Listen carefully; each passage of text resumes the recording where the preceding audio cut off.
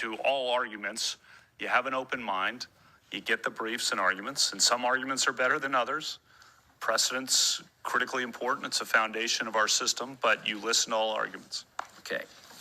Where were you on September 11th, 2001?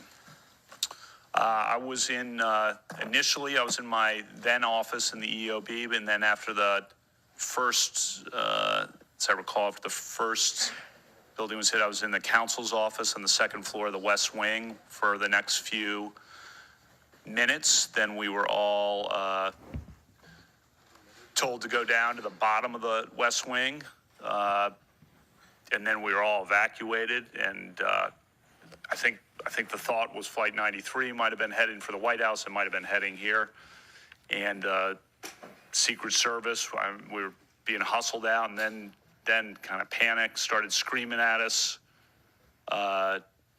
sprint, run, and we sprinted out.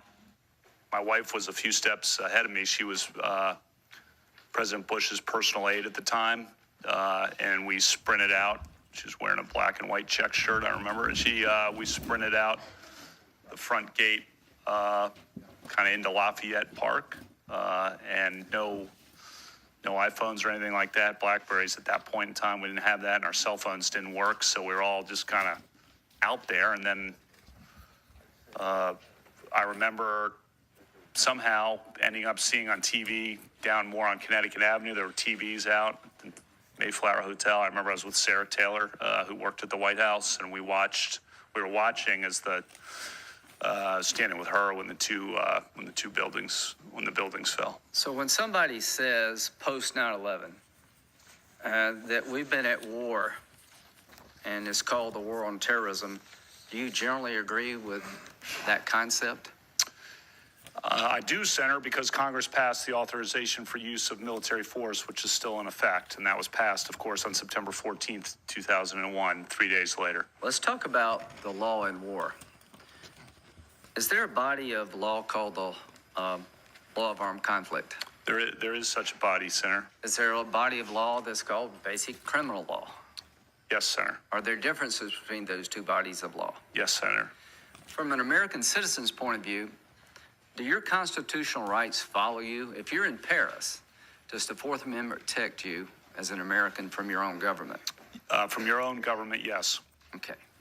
So if you're in Afghanistan, do your constitutional rights protect you against your own government? If you're an American in Afghanistan, you have constitutional rights as against the U.S. government. Is there a long-standing... That's long settled law. Isn't there also a long-settled law that it goes back to the Eisentrager case? I can't remember the name of it. Yeah, Johnson versus Eisentrager. Right. That American citizens who collaborate with the enemy have considered enemy combatants. They can be. They can be. They're sometimes criminally prosecuted, sometimes treated in the military. Well, let's talk about can be. I think under Supreme Court precedent. Right. There's a Supreme Court decision that said that American citizens who collaborated with Nazi saboteurs were tried by the military. Is that correct?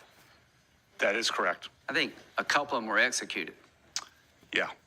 So if anybody doubts, there's a long-standing history in this country that your constitutional rights follow you wherever you go, but you don't have a constitutional right to turn on your own government and collaborate with the enemy of the nation. You'll be treated differently.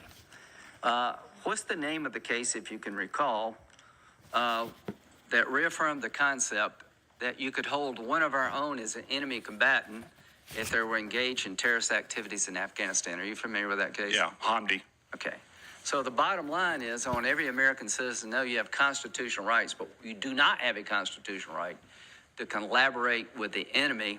There's a body of law well developed long before 9/11 that understood the difference between basic criminal law and the law of armed conflict.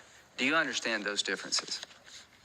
I do understand that they're different.